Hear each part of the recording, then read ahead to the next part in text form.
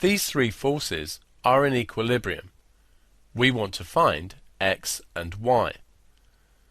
X and y are perpendicular to each other, and then we have the 20 Newton force, which is at an angle of 40 degrees to the horizontal.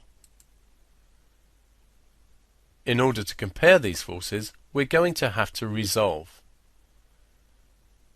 The 20 Newton force will resolve into one component along this way, and this will be the cosine, so 20 cos 40, and once we know that, the vertical force must be 20 sine 40.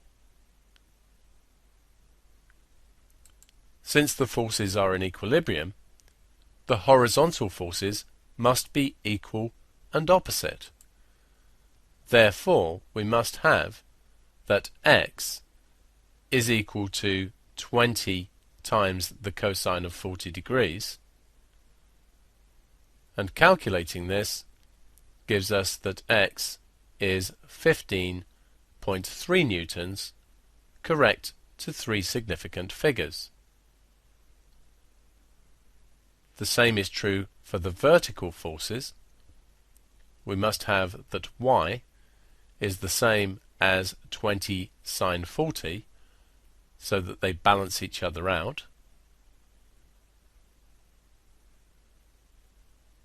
And calculating this gives 12.9 newtons, correct to three significant figures.